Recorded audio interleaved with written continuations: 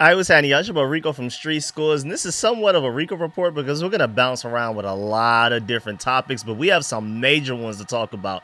First, we're going to talk about this new Washington helmet and an interesting design that I'm going to go ahead and give you the warning.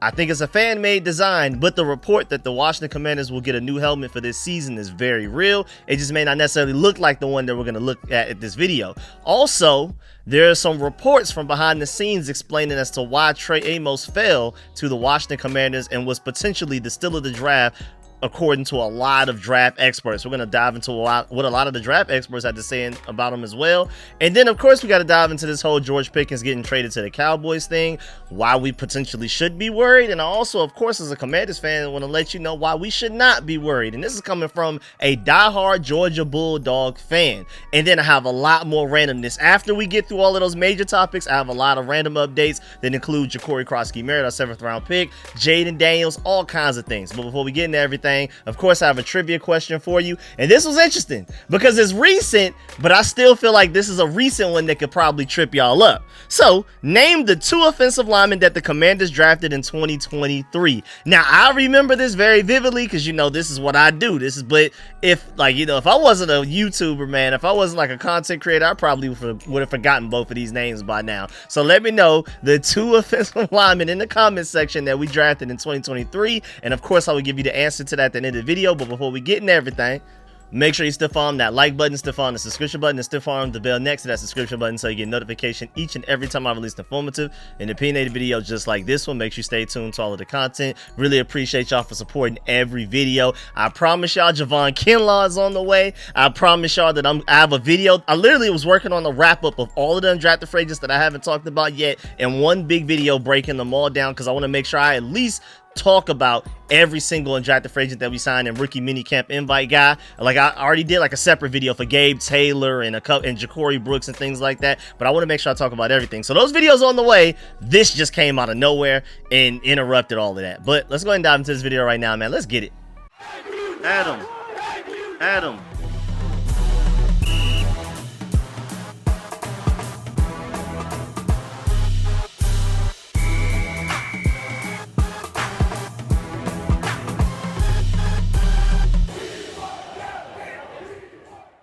All right, so let's start with the new helmet design, as you can see on the screen right now. This is from Sports Logo Net, and this is like the expected helmet that people are, I don't know if this is just a random design he came up with off the top of his head. I don't know if they're hearing something from behind the scenes and that's where they came up with this concept from, but this is apparently the helmet that some people think the new one will end up looking like, which can make sense because right now our helmet is burgundy, and then whatever that new one that was apparently leaked during like the draft coverage, I mean, it wasn't that much more different than the one that we already wear, so that's why that one didn't really excite me. But an all black helmet with the logo on the side with no W on the front, hey, sign me up for that one, man. I actually really like this helmet. If we would actually go with this helmet, I would really like this one. Again, this is not even necessarily Commanders fan made. This is just like a person that does these things. They just render helmets and jersey designs for all kinds of teams.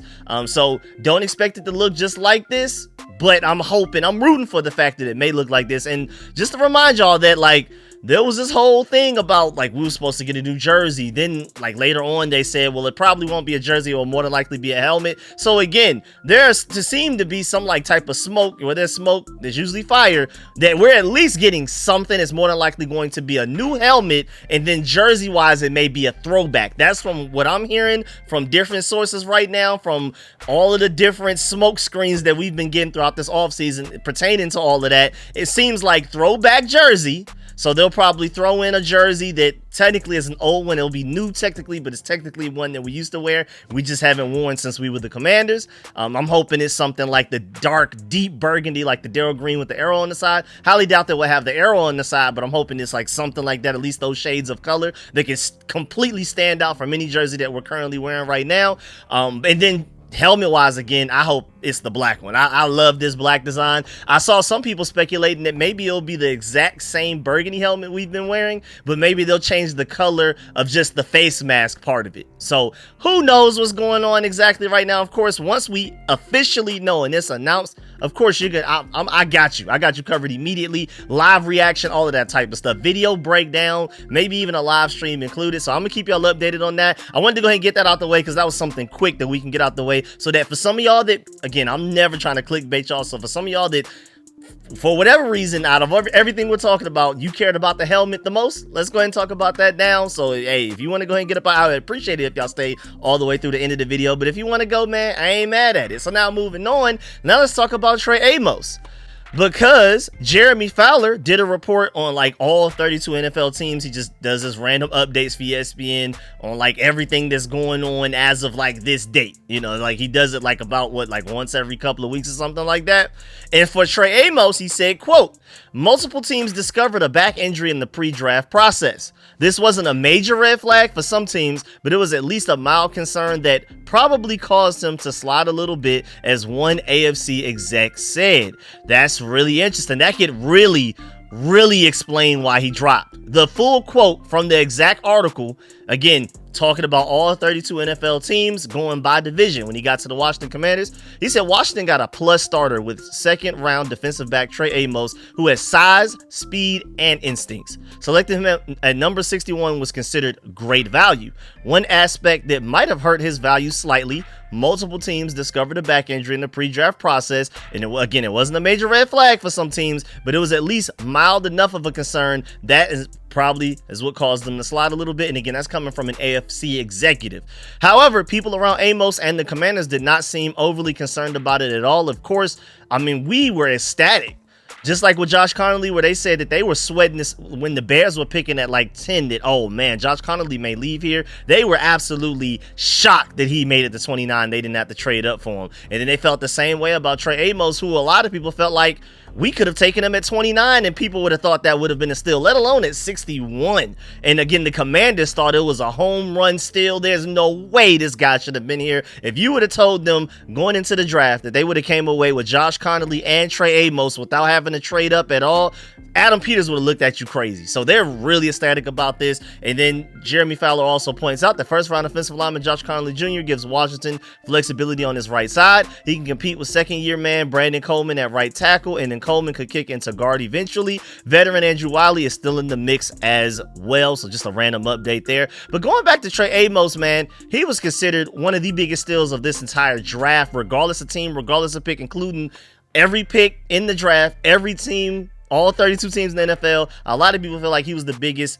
draft steal of all of them. I mean, even his, and now of course this is his head coach Lane Kiffin, and you know, there's a Georgia Bulldog fan, you know, we got beef with Ole Miss over there, man. The recruiting tactics that they're doing, all of that under the table money, I don't rock with them. But shouts out to Lane Kiffin for defending our Commanders boy, which again, he's supposed to do. He's his former head coach, but he believes that the Commanders have a tremendous player in their hands, and revealed to John Com that the reason that Trey Amos may have also fallen as far as he did was the fact that he wasn't targeted much during the 2024 campaign because he was just so locked down. People were afraid to throw it his way, which is, if anything, a compliment to him. That was the same treatment that Sauce Gardner was getting the last year before he entered the draft from Cincinnati. People just did not throw it to him.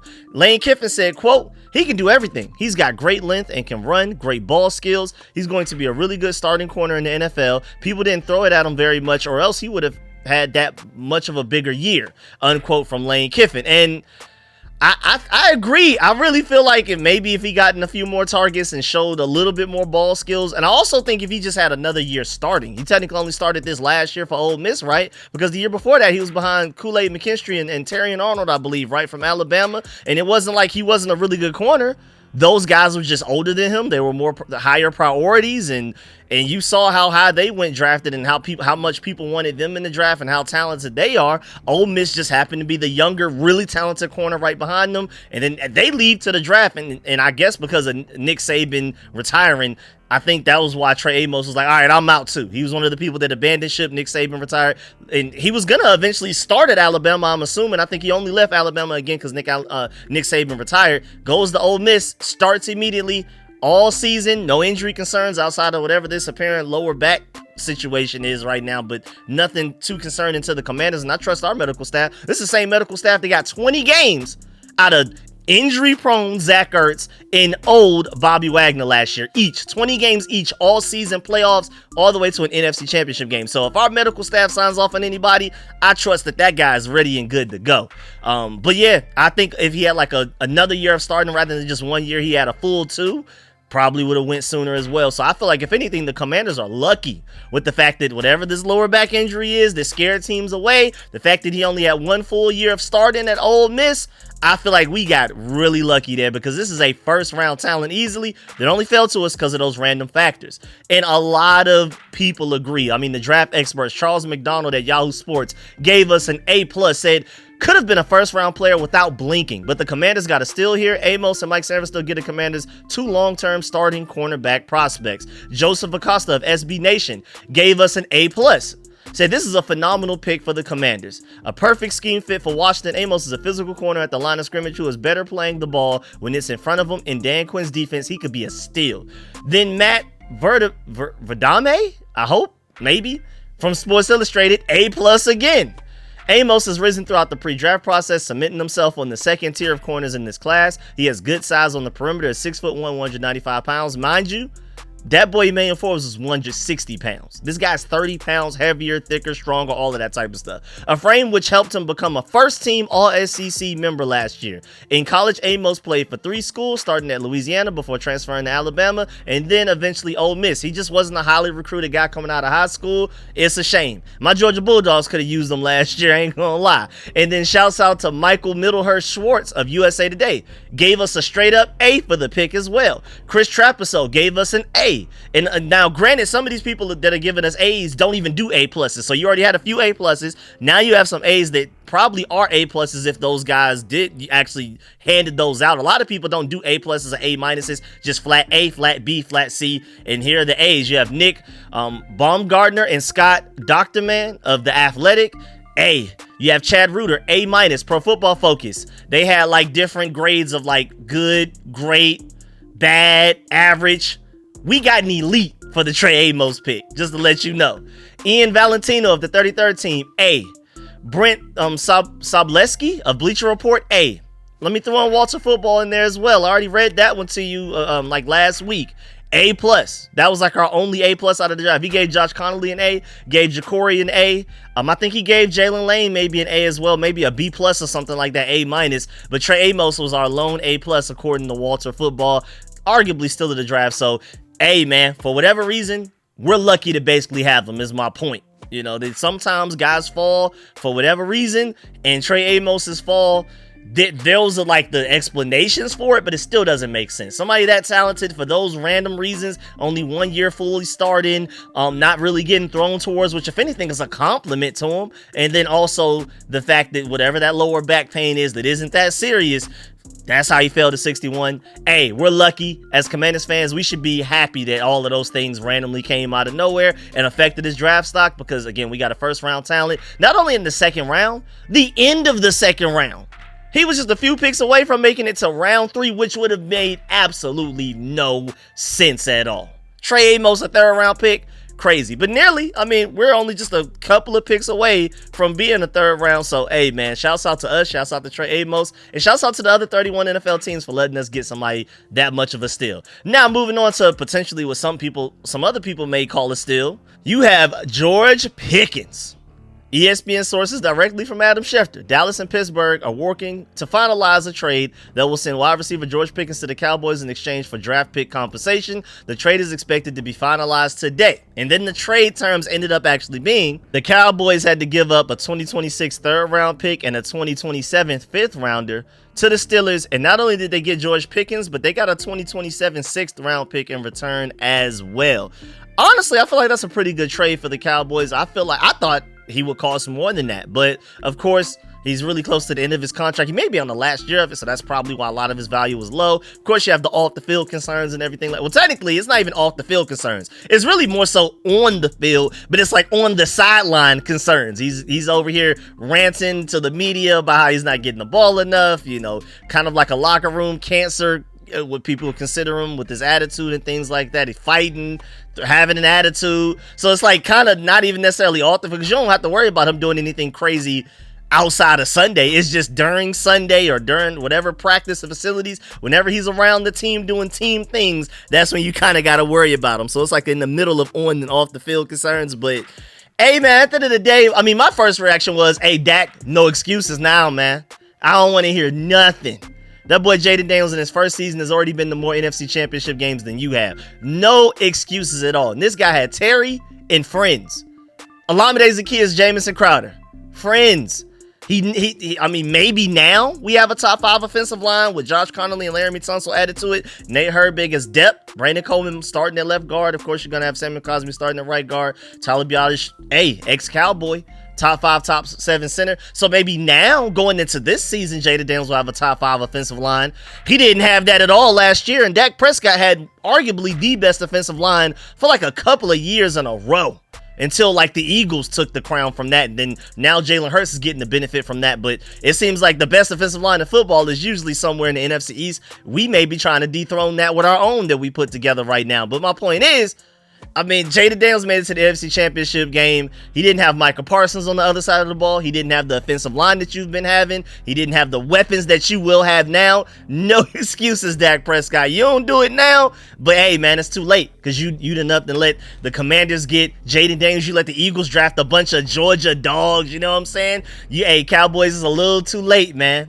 Little too late, man, to make moves like this because it's already over with. The Commanders and the Eagles already run the NFC East, so I mean, have fun being a really good third place. I guess you'll be one of the best third place teams in NFC. I mean, in the NFL by division, but that's about it, man. But hey, CeeDee Lamb and George Pickens is serious though. We're not about to sit here and downplay that. And I mean, the wide receivers in this division alone. I saw this picture going around. Because you got to remember, we just got Deebo Samuel. Now, granted, he may not necessarily be 2021 Deebo Samuel, but that boy is still going to be, I'm telling you right now, Cliff Kingsbury's offense, Jayden Daniels is your quarterback, and not only a top 5 offensive line, but a guy like Josh Connolly, who's going to be one of the best second-level blockers in the entire NFL. Deebo Samuel is going to ball out for us this year.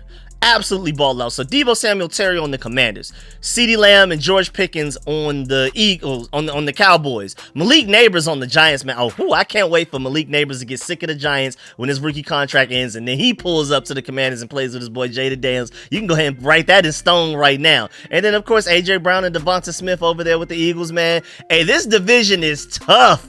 When it comes to these receivers, really top to bottom, this may be the best division in football. Again, you could argue that now, hey, Cowboys, congratulations. You're the 3rd best team in the division. You know what I'm saying? You're probably the best 3rd team in any division in football. You know what I'm saying? Because you're not going to be 1st or 2nd. I promise you that right now. That front 7 that you got to deal with them Eagles, this offense and the talent that we're putting together with the Commanders, I'm telling you right, and even the Giants, hey, don't sleep on the Giants, man. Do not sleep on them Giants because that front 7 is crazy too. Them boys have Abdul Carter, Brian Burns, and Kayvon Thibodeau along with Leonard Wint. Come on, man. Come on now. So, hey, man, this NFC has some talent. I mean, the fact that the Giants are like definitively the worst team right now with Russell Wilson and Jameis Winston at quarterback and Malik Neighbors at wide receiver is actually pretty insane.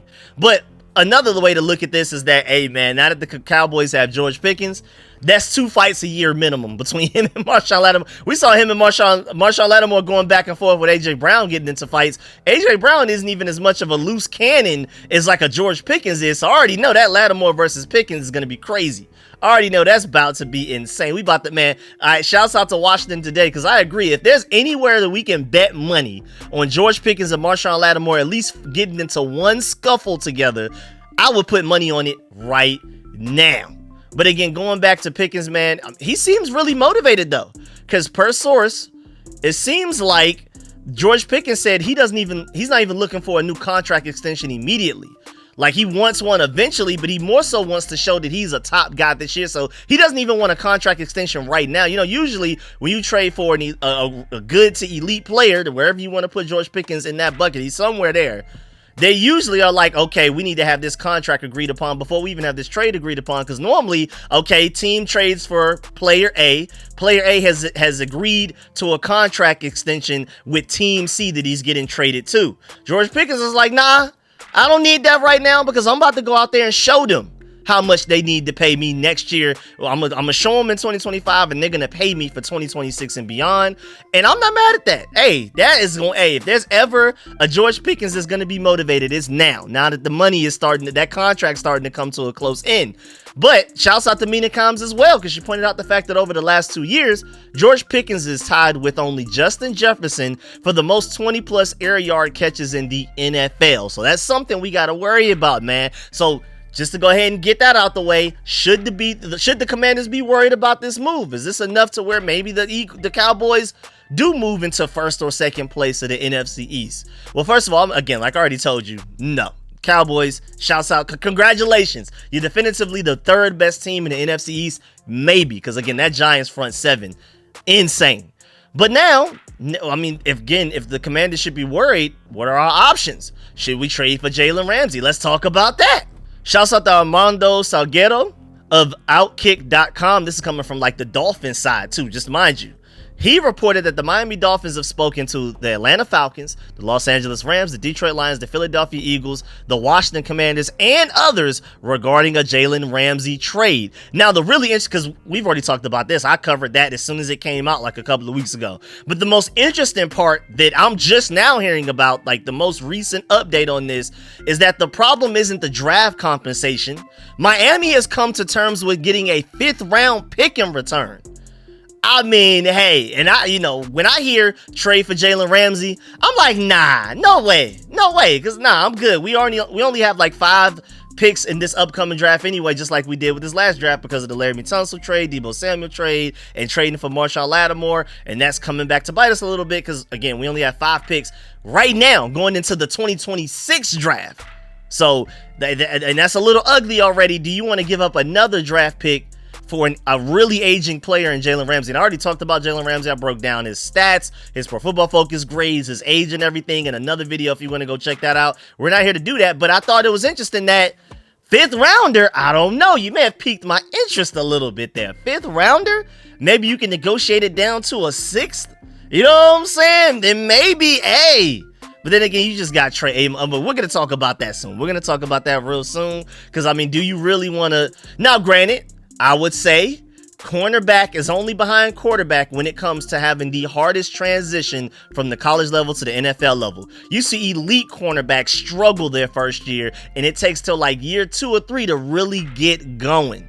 Similar to quarterbacks a lot of the time. Now, I think Trey Amos arguably had the highest floor of any corner in this draft class, so I don't think he'll have that problem. But in case if you're afraid of something like that, you have Jaylen Ramsey, Marshawn Lattimore, Trey Amos as your outsides, and your Mike Sanford, your Jonathan Jones, and your Noah Igbenogany is your inside, and you just have a heavy rotation of that. But of course, that would stifle Trey Amos's development because he technically wouldn't be starting. If you want to go ahead and get him going, which I think he definitely can, you go ahead and get him going. So even if Jaylen Ramsey were going for a 7th round pick, there's still that in the back of my mind. Do we really want to stifle Trey Amos's development by 1 year? He only had 1 year starting in college, and now you're going to send him to the NFL. He's not even going to start there immediately. So then going into year 2, he's only had 1 year of starting experience throughout his entire career of college and the NFL so far. I don't love that. But again, a 5th round pick is wow. But it is said that the real issue is from the Miami side because of the dead money that they would have to eat in trading away Jaylen Ramsey. A post June 1st cut would save Miami an additional $10 million in cap savings over a pre-June 1st trade, but that is still a hefty number that Miami will have to swallow, so we'll see if they end up doing it. But again, man, we're far improved in the secondary compared to what we were week 1 last year, man. I mean, think about it. Benjamin St-Juste, Emmanuel Forbes, Michael Davis, and then, hey, Sanford still and Noah Igbenogany, very solid. I think Sanford still is an elite slot corner, but he's a solid outside corner. I prefer him in the slot. Noah Igbenogany, the same thing. I mean, decent rotational backup outside corner, but you prefer him in the slot. And I think he's a really good rotational slot corner. We go from, again, Sanford still and Noah Igbenogany is the only 2 that are still here. Benjamin St-Juste, Forbes, and Michael Davis. to now Marshawn Lattimore, Jonathan Jones with San Francisco and Noah Benogany, and then you draft Trey Amos as well. Of course, Marshawn Lattimore's health will be a huge X factor here. Maybe you want Jaylen Ramsey just in case Marshawn Lattimore can't stay healthy. Maybe he's never going to be his Pro Bowl self ever since these nagging hamstring injuries that he suffered. Who knows? But I think we're good to go. Honestly, to be completely honest with you, long story short, I think we're good. That 5th round pick is the only thing making me be like, well, maybe, but nah, I think I'm good. Again, I want to go ahead and get Trey Amos out there immediately, man, because I think he can start day one. Again, corner only behind quarterback as far as the toughest jump from college to the NFL, man. But I think Trey Amos, if anybody can, like my boy Kamari Lassiter from Georgia, he immediately went to the Texans balling out. I think Trey Amos can do the same type of thing. Immediately day one, hooping. And I just have that much faith in him. And again, you trade for Jaylen Ramsey, you'll never get to really see that because he won't be starting. I mean, maybe he'll play quite a bit because both Jaylen Ramsey and even Marshawn Lattimore's getting up there in age, but he wouldn't start, and I want to go ahead and get him going. And Washington today brings up a good point, too. He brought up the fact that I questioned our edge rushers last year, and they were actually 11th in sacks. If Peters doesn't make a move at edge, I'm going to give him the benefit of the doubt, and the defense is 1,000% better this offseason. I mean, the Amos pick will be especially crucial, but I would also add to that, we're going to be able to run stop way better than we were last year. So I know we're talking about like pass defense right now with coverage, and then you naturally be like, okay, so how do you help your corners? How do you help your defensive backs getting after the quarterback sooner with good pass rushers? But there's a level before that too, man. This is a domino effect. If you can stop the run, teams will be in second and shorts, third and shorts way less often. They'll be more so in third and longs. Now your guys just go get quarterback. You don't even have to second guess yourself. Maybe this is stop the run. Maybe this is a pass play. No, it's a pass play. Just go get the guy. And we have a Dietrich Wise that's going to get you about 5 to 7 sacks every year. We have Jacob Martin that got 5 sacks on a very limited amount of snaps. He plays more. Maybe he's a double-digit guy like Dante Fowler. Remember, Dante Fowler had 5 sacks, I believe, with the Cowboys the year before we just brought him over to the Commanders in 2024. And then he went for 10.5. Jacob Martin had like 4.5 or 5 sacks with the Bears last year. Now we brought him in to replace Dante Fowler. Maybe he goes for 10.5 sacks, replaces him, because he has a little bit more athleticism and a higher ceiling, I would say, than Dante Fowler. Dorrance Armstrong showed some flashes, especially in that Detroit Lions playoffs game. And if that's who he is going forward, maybe there's some improvement there as well. Like, we have some talent, pass rush wise, some potential, no necessarily a floor where we know what we're getting as a group. But again, the ability to stop the run with all of the, I would say at the worst, really good run stoppers we brought in, and Eddie Goldman, just by himself. If he doesn't retire before the season starts, he's going to be the best nose tackle we've had in a long time. I mean, easily at worst since John Ridgeway, and I would go even before that, Eddie Goldman at his highest, at his peak, back when he was with the Bears. When he had like a 90-something Pro Football Focus grade or something like that. Like, the talent's there. We're going to be able to stop them. I think we're literally going to go from 32nd, the worst run stop defense in the entire NFL, to literally top 10 just off of what we've done this offseason already, let alone who else we may sign, or maybe some draft pick balls out. Maybe Johnny Newton takes a step now having his first fully healthy offseason. So my point is to get back to how this relates to the cornerback situation and how we're going to stop George Pickens.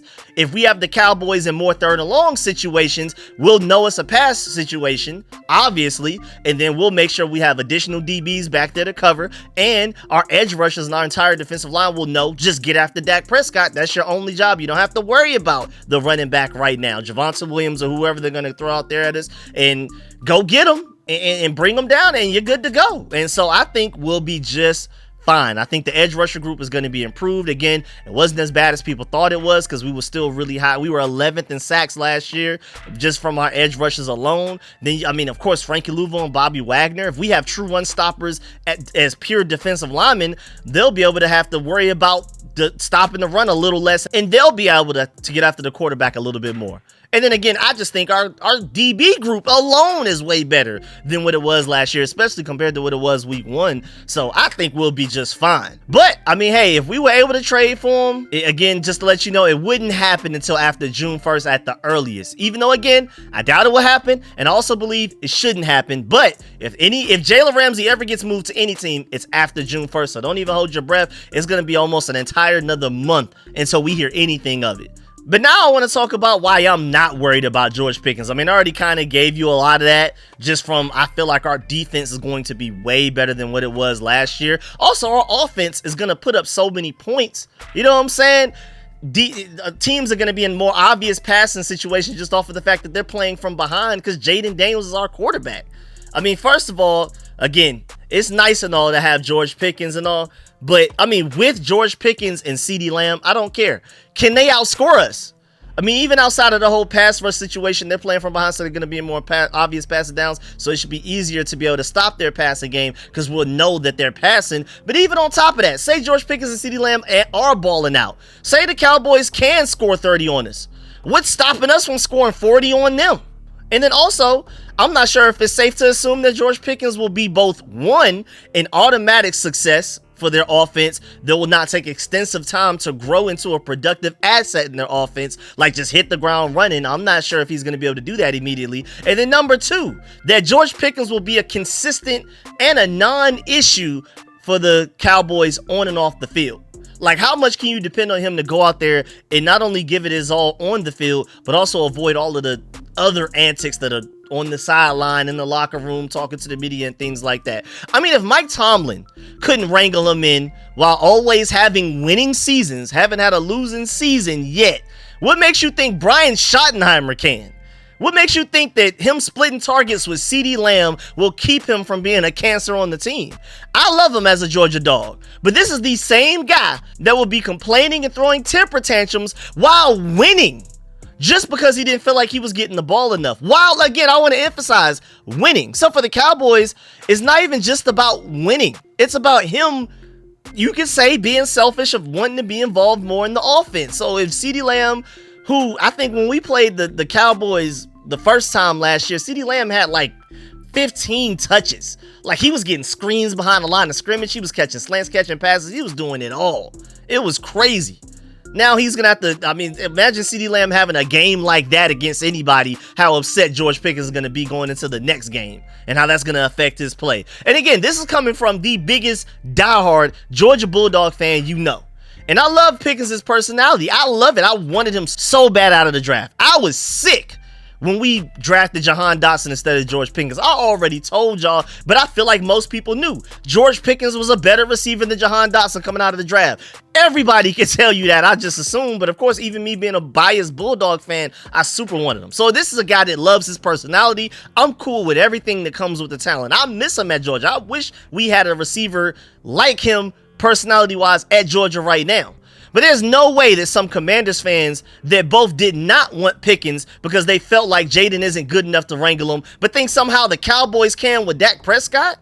There's no way that anybody's that same person that believes both of those. That when George Pickens was coming up in trade rumors, like around the combine, a lot of Commanders fans are like, no, he's a personality problem. You can't be that guy and also the guy that's afraid of the Cowboys now that they traded for him. And then also, again, shouts out to Rico's Rag for pointing out the fact that if Mike Tomlin is willing to move on from a wide receiver like Antonio Brown and Deontay Johnson, the red flags are obvious. He's not going to give up on you unless he absolutely has to. Remember Martavis Bryant as well? I mean, even, hey, shouts out to Lord Brunson. He be hating on the Commanders, but good point. If Mike Tomlin is selling a wide receiver, you don't want to buy him. Shouts out to Real Robinson. He even quote tweeted and said, the track record for Steelers wide receivers post-trade is nasty work. It's bad. Look on the screen right now. Now, sometimes it works out. Shouts out to Juju Smith-Schuster. That was like around the same level, maybe a very slightly better after he left because of the production I believe he gave with the Chiefs. And then Emmanuel Sanders was by far the best receiver to leave the Steelers under Mike Tomlin and go ball out elsewhere and become even better elsewhere. Everybody else, way worse. Chase Claypool, Deontay Johnson, Martavis Bryant, all of these guys, they left the Steelers, went somewhere else, and just were awful. Completely just almost unplayable type of stuff. Now, I don't expect George Pickens to be that. I'm expecting him to be somewhere in the middle, though. I don't think he's going to be Emmanuel Sanders. Maybe somewhere around Juju Smith, even though, honestly, I think it'll be somewhere lower. I think it'll be somewhere in the middle of the two good examples and the three bad examples that, again, make me not worry about this whole situation. And then also, shouts out to @GoodGuyIke _18 on Twitter because he brings up a good point. Mind you, Terry scored more touchdowns last season than Pickens has had in his entire career. And I think that's a good point too, man. So that's those are several of the reasons why I'm not worried about this trade and why I feel like Commanders fans should calm down and not worry yourselves either, man. We'll be just fine. And again, at the very end of the day, forget defense, forget Trey Amos, forget edge rusher situation. If the Cowboys can score 30, 35 points on us, what is stopping us from scoring 40 back on that Cowboys team right now? Shouts out to Michael Parsons and those guys, but I just don't see it, man. I think we can outscore them even if their offense is very explosive. So I'm not too worried about it. Now moving on to the Rico report part of this video. First of all, shouts out to Jacory Krosky Merritt, man. Shouts out to the city of Montgomery, Alabama. They now celebrate his day, May 8th, already. Just got drafted, 7th round. Haven't even been to a rookie minicamp, and he already gets a day in Montgomery, Alabama, and I love that, man. Shouts out to Jacory, man. That's not too far from Atlanta, man. The former Arizona running back who was drafted by the Washington Commanders is, of course, from Montgomery, and I know he loves that. And I'm following him on Twitter. He's so blessed for everything. Every time anything about him comes up on Twitter and the social media networks and everything like that, he's always like ready to like show his excitement and things like that. So I'm rooting for him. Y'all already know he was probably my favorite pick of the entire draft. I would make the case that he may end up being the steal of the draft. I know a lot of people think it's Trey Amos, and a lot of people think that it may be like Mike Green going to the Ravens or name other potential steals in the draft from any team. I think Jacory, at the end of the day, again, out of all picks, out of all teams that just selected in this past draft, I think Jacory has the potential to be the biggest steal of the draft. Also, shouts out to Noah Benogany, because that man is officially now wearing number 6. And man, bleeding burgundy and gold brings up a good point. That boy Noah is collecting all of the swaggy numbers like infinity stones, man. He is out of control. He has taken all of the good numbers from the Commanders every year since he's been here, and that scares me, man. Let's chill. Save a number 6 for a guy that's gonna start somewhere or something, man. He was wearing number 1 for us last year, and I feel like anybody wearing number 1 should be arguably like one of the best players on your team, at one of your best players on offense, at least one of your most explosive players. And this guy was like a rotational. I mean, I guess at the end of the day, he ended up technically starting in the slot because Mike Sanders still had to move the outside. We had Lattimore on the outside. Benjamin St-Juste was struggling. It got to the point where he was benched. So, I mean, technically he started for us last year, but he's definitely not starting now. I mean, even just slot-wise. You have Trey Amos and Marshawn Lattimore as your 2 outside corners. Mike Sanders still, I say, is your backup outside corner, but he's your starting slot. And then it's Jonathan Jones under him, Noah Benogany under that. And how is he getting this number 6, man? Shouts out to Noah I. I'm one of the people that kept saying and screaming about last year how he was extremely underrated. But we got to chill, man. You can't. These are some really valuable numbers here, but it's just a number thing. I mean, maybe I'm overreacting and things like that, but golly, man, a guy wearing last year number 1, this year number 6, and he's gonna be like coming off of the bench as part of a rotation, not even starting. I wish somebody, I would have loved if Jalen Lane had that number, but it's cool though. Either way, again, it's just a number, so we're not going to dive into that too much longer. Now, moving on, Jayden Daniels had an interview with Yahoo Sports and talked about how super excited he is to team up with wide receiver Deebo Samuel. And like I briefly mentioned earlier, like Deebo Samuel's going to ball for us this year. I'm telling you right now. And Jayden Daniels agrees. He said, quote, obviously Deebo is a very versatile player.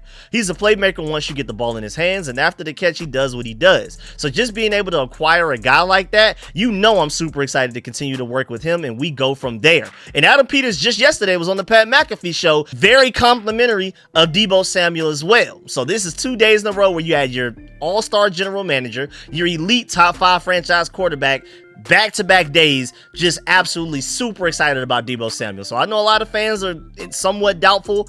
I'm not. I'm ready to go. Now, speaking of Jayden Daniels, shouts out to FanDuel for this. They talked about, and you see the graphic right now, the best quarterback in each division. AFC North, Lamar Jackson. AFC South, CJ Stroud. AFC East, Josh Allen. AFC West, Patrick Mahomes. That's cool. I mean, some people may pick Joe Burrow over Lamar Jackson, but I personally vote Lamar Jackson for AFC North. The NFC North, Jared Goff, I can see it. NFC South, Baker Mayfield. NFC West, Matthew Stafford, Georgia Dog. NFC East, you see that boy Jayden Daniels, man. I don't want to hear nothing from Eagles fans about that Jalen Hurts. I don't want to hear nothing from Cowboys fans about Dak Prescott. And I definitely don't want to hear Giants fans from whoever they prefer to start between all of those guys they got over there. So, hey, man, Jayden Daniels definitively, FanDuel knows ball. Argue with a wall, man. I mean, first of all, shouts out to Ref the District. I'm just going to give you one stat. And this stat makes it sound like Jayden Daniels is arguably the best quarterback in the entire NFL. Forget just the NFC East division. Rep the District pointed out that Jayden Daniels has some amazing stats in 2024. And they asked, what's your favorite? They said, one of ours. Jayden Daniels threw a touchdown pass in the last 30 seconds of 5 different games. That is an NFL record, y'all. That's the first time ever in NFL history that it's ever been done. Now, of course, Jayden Daniels' name is synonymous with a lot of drama, people picking apart like how his mom is always around him with different things and things like that. He was just out on the dinner date in Miami. His mom was there and everything as well. I feel like people are overreacting. And also, I feel like George Carmi brought up a good point. He said, while people are trying to point out the negatives, I'm just happy he's repping the DC Nationals hat while on vacation. He's in Miami wearing a Nationals hat. I feel like that's really notable as well. QB1 loves the city. I agree. I feel like that's the thing that people need to notice the most out of any of those clips that you're seeing from Jayden Daniels and his mom and all of that while he's on a date in Miami. And also, shouts out to Mark Tyler. I agree with this. And I was thinking about making this a separate video to do a full dive into it. Let me know in the comment section if you want me to, where I can maybe even show you clips of examples of these. But I completely agree. He said, the Commanders' draft picks have some great athleticism, but here are their best traits. Josh Connolly, recovery ability. I would also say mobility as well, and the ability to block it. Again, I think Josh Connolly immediately, day one, is going to be one of the best second-level blocking offensive linemen in the entire NFL. The mobility is insane. So when we're doing screens with Deebo Samuel and Terry McLaurin and Jayden Daniels trying to run to the outside on speed options, it's going to be far more efficient this year just off of the fact that Josh Connolly's out there blocking for you rather than Andrew Wiley or even Laremy Tunsil on the left side instead of Brandon Coleman. Then also Trey Amos, his length and press man. I would also add to that versatility. You could argue that Trey Amos had the highest floor out of any corner in his draft class because of the versatility. That guy, no matter the scheme, off man. You know, the Commanders with Jack Del Rio and them, they used to try to run the most difficult scheme possible, the most difficult coverage concept possible for a cornerback. That off bail coverage thing where it's technically man, it's technically zone, it's completely dependent on like what's going on at the time. That match coverage or whatever, I think he can do that. He can do press man.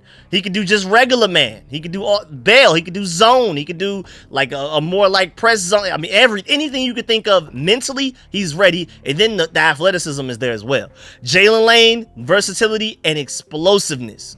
I mean, again, I showed you the measurables to Deshaun Jackson. He's a tiny bit faster. He's more explosive. He had a higher vertical. He's more agile. He's quicker. He had a higher like short shuttle and the splits and all of that type of stuff. Mind you, Jalen Lane is over 20 pounds heavier than Deshaun Jackson. So when we're talking about explosive, there you go. Then the versatility, like I've already talked about as well. Man of many hats. He's your starting punt returner immediately, and one of your starting kick returners. I think Ja'Cory Krosky-Merritt should be the other starting kick returner. And then you've immediately gone from one of the worst kick return units in the NFL last year outside of Austin Eckler. Austin Eckler was hooping, but we just couldn't rely on it because he was either hurt or we started to protect him from getting hurt, so we stopped throwing him back there. But you're going to go from one of the worst return units in the NFL to one of the best immediately, I feel like. Jalen Lane, don't even take my word for it. A lot of draft experts said that Jalen Lane was the best punt returner in this entire draft class, and the fact that we got that in the 4th round on top of the fact that he's also going to be one of your top deep threats easily. It's literally Terry, Jalen Lane, big gap, everybody else as far as anybody's ability to take the lid off of the defense. And then also, I think he's going to be our starting slot corner. It may not necessarily be week 1, but he's going to be on that field a lot, and I think eventually throughout the season, he will eventually take over as your starting slot, which again, like I pointed out in my breakdown of Jalen Lane, that's going to allow Deebo Samuel to move everywhere around the field. He won't just be pigeonholed to being a pure slot, because right now, say Jalen Lane doesn't exist, we didn't pick him. Terry's your X, Noah Brown's your Z, and then Deebo Samuel will be forced to be your slot. But Deebo Samuel probably wants to be outside sometimes. He wants to be in the backfield sometimes, like next to Jayden Daniels alongside a running back. Having Jalen Lane now is just starting pure slot. Perfect, man. So a man of many hats there. He also knows how to block too. Kane Medrano, linebacker coverage ability. Arguably the best linebacker coverage ability out of the entire draft class. I think he's so athletic, you can move him to safety. I think, honestly, his closest athletic profile, forget linebacker, Jeremy Chin and Nick Amawari. Literally, if you change his relative athletic score position from linebacker to safety, it's like a 9.9 something. Like, it's insane. Like, he's literally almost the athlete of Jeremy Chin and Nick Amawari. I say the difference between him and those two guys is those two guys are more explosive, I would say. I think Kane Medrano is more agile. So as far as like changing directions, smoother hips, being able to change directions and get somewhere, He's way better at that. So I feel like he'll be a better coverage guy, whereas Jeremy Chin and Nick Amawari will probably be better hitters. They'll be better downhill coming down to hit somebody. But Kane Madrano, man, hey, watch out. And then Ja'Cory, contact balance. And I would agree. I saw somebody say that they felt like he may have had the best contact balance in the entire draft class. I forgot who it was, but it was one of those draft experts. I can't even remember exactly. But what's crazy is that he's arguably the most agile running back in the entire draft class as well. I already gave you the advanced stats. He had the highest success rate against stacked boxes out of this entire draft class. That's including Aston Genty, Amari Hampton, all of those guys. That's agility, probably a mix of contact balance as well, but I feel like that's more so a measure of agility, because if it's a stacked box, guys come through on block. The fact that you can make those guys miss, the first guy behind the line of scrimmage miss immediately, that's ridiculous jump cutting and agility. And then since 2018, since the Senior Bowl has tracked this and the East-West Shrine Bowl have tracked this, since 2018, every running back that has come out of the draft, he had the #1 deceleration. This is coming from like some advanced science tracking thing from Zebra Sports, I think their name was. He had the #1 deceleration skill. Like, he has the quickest deceleration. He's running full speed. He can stop and change directions quicker than any running back that's been drafted into the NFL since 2018. So you can even argue contact balance, like Mark Tyler says, is his best attribute, but then he's also ridiculously elite as well. So that's insane, man. And then lastly, before we get up out of here, shouts out to the Rams. I know this doesn't necessarily concern the Commanders, even though it would be nice if we could do something like this, but I have no idea who we would use for this. But the Rams are taking their mini camp to Maui, thanks to a new sponsorship deal with Hawaii HTA. The June trip is designed to directly drive business to the state by bringing 500 people in the Rams traveling party to the island. I love that, man. Shouts out to them. I have no idea how a team that's based in the DMV, DC, Maryland, Virginia, where they would go for something like that, but that's really cool. Shouts out to the Rams for that, man. But yeah, man, that's the end of this video. Please get in the comment section. Let me know how you feel about everything discussed in the video. Please still follow that like button, still follow the subscription button, and still follow the bell next to that subscription button so you get notification each and every time I release an informative and opinionated video just like this one. Now I'm scared because I'm seeing some Georgia Bulldog stuff. Should I be excited? But either way, as promised, I have the answer to the trivia question for you. It is Ricky Strongberg, and I feel like the guy that a lot of people are going to forget, Jayden Daniels. We drafted both of those guys in that 2023 draft. It's just crazy that, like, we could draft guys that recently and they're just not on the team at all. And we're not even talking about 6th or 7th rounders. Ricky Strongberg was a 3rd round pick and Jayden Daniels was a 4th round pick, let alone all of the 1st rounders that we drafted while Ron Rivera was here. That man set us back so far. It's ridiculous. It's absolutely ridiculous how much we've accomplished with Rivera literally wasting away 4 years. But then again, if he didn't waste those draft picks and we didn't lose so much, we wouldn't have Jayden Daniels right now. So honestly, shouts out to Rivera for your sacrifice. But of course, most importantly, let me know in the comment section about everything discussed in the video. I know this is a really long video. Probably should have broken this up in multiple videos, but I didn't want to do y'all like that. But I know some people prefer longer videos. I know some people prefer shorter ones. But I feel like sometimes when I have like, I really want to talk about a lot of things and I break it up into 2 videos. I feel like I'm like kind of like jipping y'all a little bit, like, oh, I'm gonna make sure I get the same one guy to view the video, 2 different videos. That way I get 2 views for each one person. Nah, I just, I wanted to talk about everything. Let's get through it, man. So let me know how you feel about the new Washington helmet, potentially. How do you feel about the Trey Amos slide and the explanations behind that? How do you feel about the George Pickens situation, especially? And let me know how you feel about everything, even the Rico report part of this video where we started to go in rapid fire with random topics. Let me know how you feel about everything discussed in this video. Really appreciate y'all. Make sure you leave a like on the way out. I'm gonna catch y'all later. I'm out.